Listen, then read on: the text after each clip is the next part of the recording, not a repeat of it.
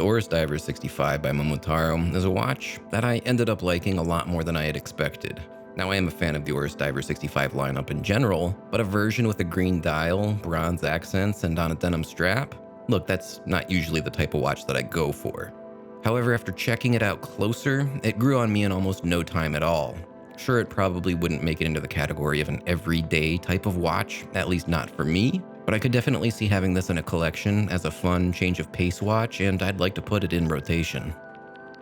What's up, everybody? I'm Guy, and today we're going to take a look at the Oris Divers 65 by Momotaro. This is a watch made in collaboration with Oris and the popular Japanese denim company by the same name, Momotaro.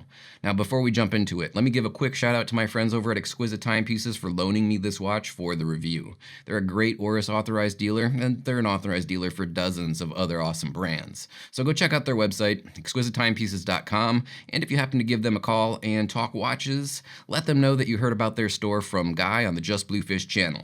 Now, let's check out the watch. The Oris Divers 65 by Momotaro is a stainless steel and bronze appointed variation of the Oris Divers 65, created in collaboration with the Japanese denim manufacturer Momotaro.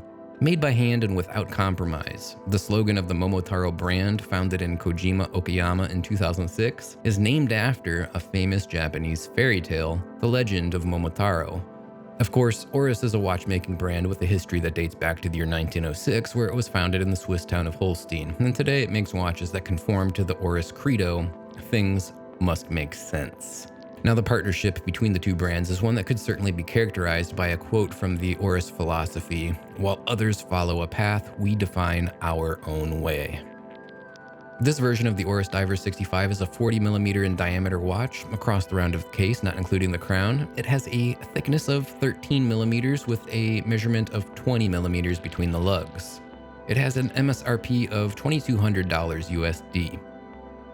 It's a 100-meter water resistance diver with an oversized and signed screw-down crown, and it has a double-domed sapphire crystal with anti-reflective coating on the underside of the crystal. The unidirectional elapsed-time bezel has a bezel assembly made from bronze and has a fully graduated aluminum bezel insert.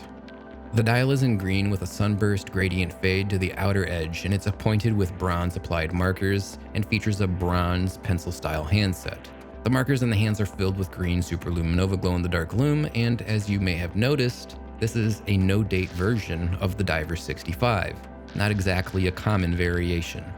Regarding the lume, it's billed as light old radium, and while it is functional, it's not the brightest lume on the market in practice. It gives off a green tint illumination that works well when fully charged, but it does fade more quickly than the gold standard Seiko Lumibright.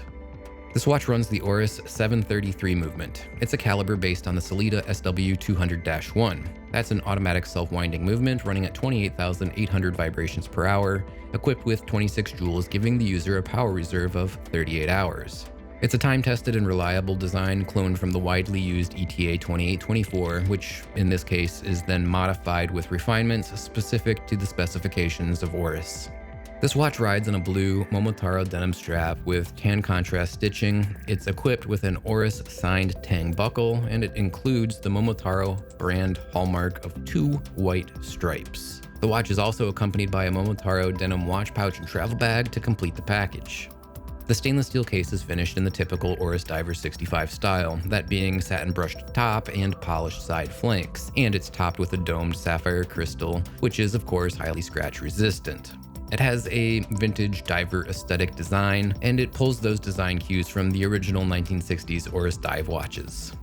The big crown, it has a size and scale making the manipulation of the device easy, and it offers smooth operation whether you're unscrewing it, screwing it back in, or just hand winding the watch or setting the time. The bronze appointed bezel has a really smooth action, and the edged knurling is what I would call adequate at providing a grip and traction without being overly aggressive. The 40mm Oris Divers 65 is always a nice watch on the wrist in my opinion. The scale, the size, and proportions are very accommodating to a wide array of wrist sizes. And I will say that the Momotaro denim strap is as comfortable a strap as I've seen, I'd say thanks in part to its lined underside. The stainless steel Oris tang buckle is a high quality milled accessory, and I'd say it's nicely executed as well. This collaboration between Oris and Momotaro is one that you might look at as an interesting pairing at first glance, but once getting to know both brands and understanding their philosophies and missions, it's one that, like the Oris Credo says, does actually make sense. Well, there it is, guys, the Oris Divers 65 by Momotaro. And again, a big thanks to Exquisite Timepieces for letting me borrow this watch for the review. They are a really great group over there, and they love the watch collecting community, so thanks again to them. I really appreciate it. Now, usually at this point, I do my pros and cons list and close the video out with some of my final thoughts about the watch. And for this one, that's actually kind of tough. There's honestly not too many cons on my list, but let's talk about the good things first.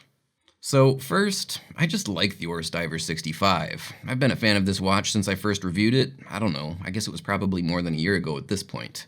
I like the overall size and scale of the watch. I like how it fits on the wrist, and I like the vintage style.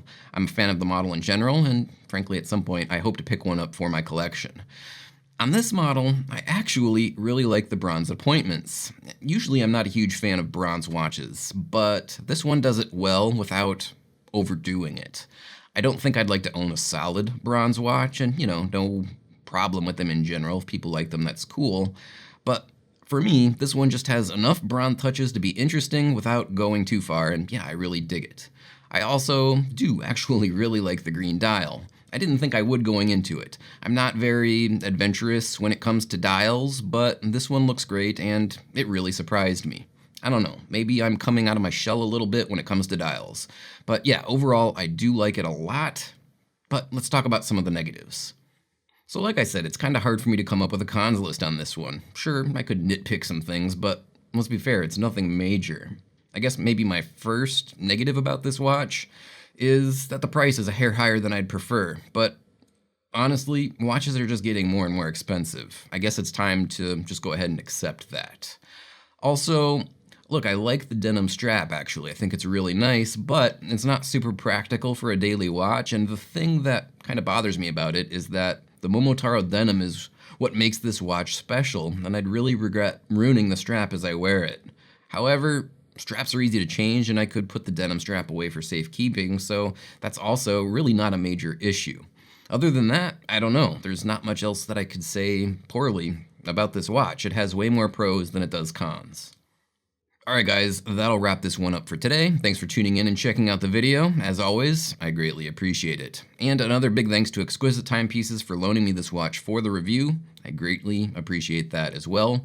Go check out their website, exquisitetimepieces.com, and show them support. They love watches and they love the collector community. They are a really great group over there. Now with that said, I guess that'll do it for today. I'm going to go ahead, sign off, and say bye now.